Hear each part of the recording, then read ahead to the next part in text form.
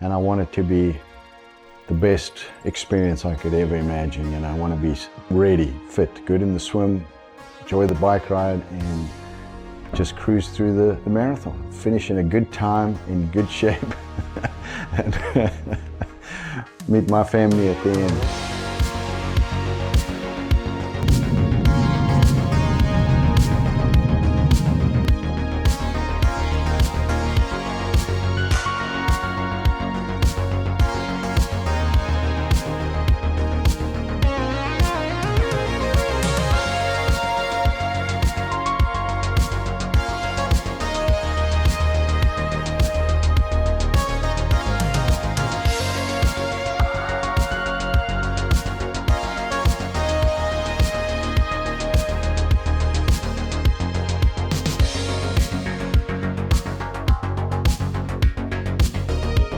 Never seen so many fans in my life.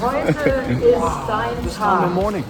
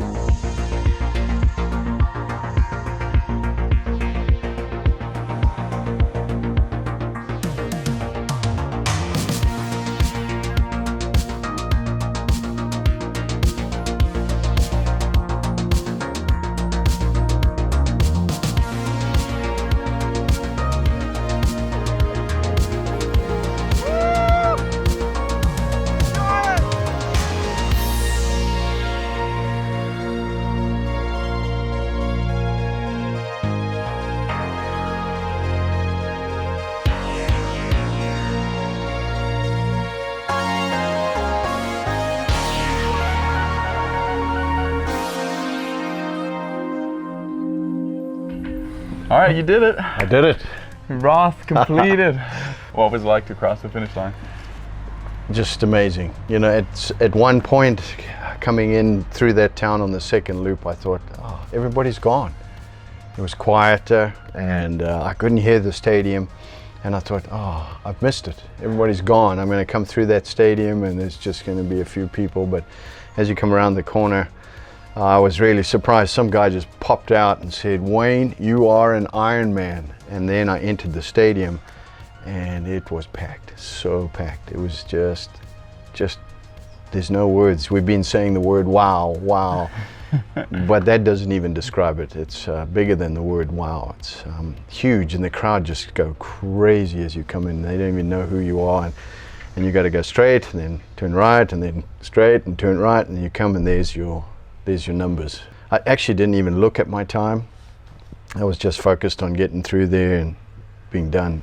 It's fantastic. And then they don't rush you to get out of the way. I stood there, and then you came, and just soaked it in. It was just great seeing people come in and just look around at the crowd, and then seeing Mom in the stands was just right there too. It was brilliant. It was so good. It's probably the easiest question you've ever had to answer. Was it all worth it, all the training?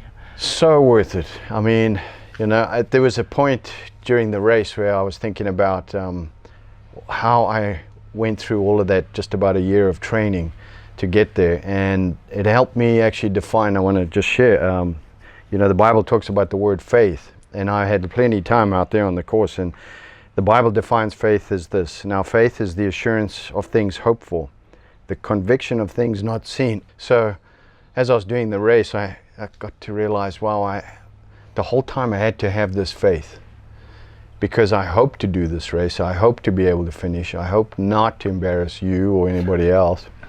And so I was hoping for that, and it's all wrapped around the faith. And then the second part is a conviction of things not seen. So I had to have that conviction of something I could not see was even possible at my age to do. I can't even explain how the distance is so big. You know, for you doing it all the time, I don't think it, maybe when you did your first one, but those numbers are intimidating. And sheesh, when I got to that swim start and saw thousands and thousands of people all getting in there, it was just, how am I going to do this? I could not see, even though I'd done the training and done the time trials like you had said, that swim, getting in there, I didn't believe in myself. And I remember you standing on the bank shouting, get up to the front, get up to the front, get up to the front. I said, no, I didn't think I could deserve to be there to maintain a pace. I couldn't see that I could accomplish those huge numbers. And before you know it, you're turning around, you know. It was great coming out of there. And so I started to see the actual definition of this is wrapped around the most of the same thing of life. You know, you got to have things you're hoping for. I mean, it's a faith to get to that hope. And then you got to have this conviction, you know, to push forward, to, even though you can't see the outcome, to believe that it's going to be possible. How did the bike and the run go? Well, the bike came out of that water, it was cold. And the wind was blowing, there was a little bit of drizzle, and there was another part there, seeing all the fans. They all came out, and it was raining. It was a terrible start in the morning, and it went on most of the day, the clouds and everything, but the fans, they're just all there. All as you see it in all the pictures. So the fans were there. I got out there and I started running. They're so organized. 7,000 volunteers. Grab your bag. Someone takes you into the tent. They tip it out. They want to help you get out of your wetsuit. I kept thinking it's going to be too cold for me. This is brutal. Anyway, got clipped in, and took off on the bike. And it was cold. I was really kind of nervous to do 180 kilometers with rain. And as I started to go, and I kept hearing you in my head, keep 180 watts, you know, keep steady, don't get pushed by all the crowd. You come around the corner and you got to go over the bridge where everyone's standing watching the swimming. It's, oh my goodness, there's just thousands of spectators that just love the sport, cheering you on, and you take off, and then you get out into nowhere, you know. But it's very, very little moments of being out in nowhere because there's just people. The fans kept, before I knew it, I forgot about the cold. I was just going, and my suit dried out, and started to look at the clock and looking at the numbers, and I thought, well, I'm just going to have to pick up the pace a bit here. and again, the pros were looping on doing their second lap, so all you hear is and they shoot past you, and you're like, what am I doing? I'm going way too slow. So they affect you a little bit. And then it's just great. I saw some great, there was a cool bike. There was a guy ahead of me, he had some salami sticks in his back of his shirt and some bread and some cheese, and I pulled up next to him as I was taking him, and I said to him, man, I love how you've got your nutrition going. And he quickly made a salami and cheese, a little snack in front of me on my bike. It was pretty cool, and the bike was great except for those mountains. Oh my goodness, there was one where before Solara Hill, what's that one called? Greeting. Oh, that's brutal. That's just straight up. And again, the crowd are on the road shouting, and little kids putting their hand out to high five you, and you feel bad. You want to give them a high five, but the steepness of that hill, and it just keeps meandering up and up and up. They get a little recess and then up again. But then you get to Solara Hill. Oh my gosh, that is just fantastic. You feel like, yeah, I'm in the Tour de France here. I'm doing this. This is great. And I rode up there, and again, you got to loop it around, do it again twice. And then starting the run, did you feel good? Did you feel like you had a marathon left in you? I did. I got off the bike again. Those volunteers, can't say enough about them. You know, I had brought some extra running gear just in case my suit was too wet, and you know, they show you where to go change if you want, and they've got it all laid out. They empty your bag and then they pack your bag. So, and they won't pack it. Like I was ready to chuck it in. She says, no, take your shoes off, shoes first in, and make sure your gear doesn't get trashed as well. Just fantastic. Anyway, I got out of there, and I didn't have the wobbly legs I was expecting. So I did the wrong thing. I took off So fast. The crowd again, the excitement, pace was ridiculous, and I shot out. And I remember the evening run that we did between the villages during the week at Roth. What was that called? The night run. The night run. You were telling me on there, you know, if you can tell when you're going too fast, you start feeling these cramps. You're going above your pace you trained at. So that came into my head, and yep, that happened. I was so excited. I had the legs, and I took off, looked at my watch. I can do this pace. Yeah, this is feeling great. Oh, got out of the crowd, and my thigh started to, like it was going to lock up. And then I said, okay, cut the pace down. Maybe I won't cramp. And I did. I didn't cramp. Slowed it down to that pace. And then, I ran the whole way. It was great. The canal was brutal. You didn't tell me I had to do that twice. So I'm going down there, turned around. Thought, great, this is done. Now I'm going to get to the city.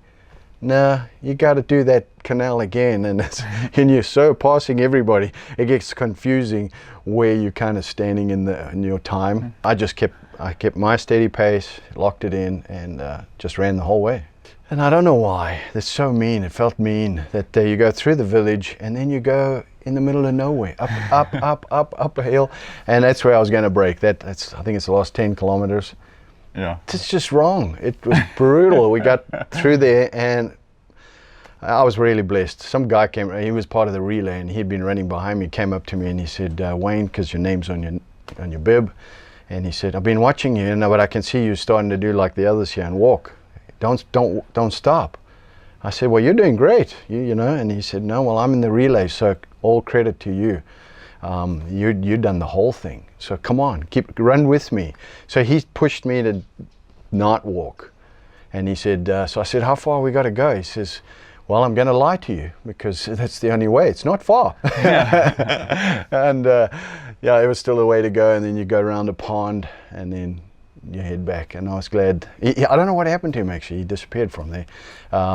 And I just, ran the whole way in. And when I got through the village, it was really inspiring to see you and Mom, my beautiful wife, she just took off, even surprised me on the right-hand side, ran alongside me, cheering me on. It was so great. When I got through the village, it was really empty. Couldn't hear the crowd.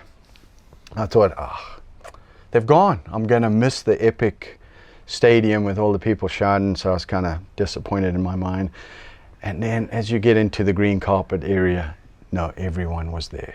I got the full experience, the crowd shouting and calling out your name, and you got to take these corners so that every part of the stadium can see you, all the people, and you see that finish line. It's just fantastic.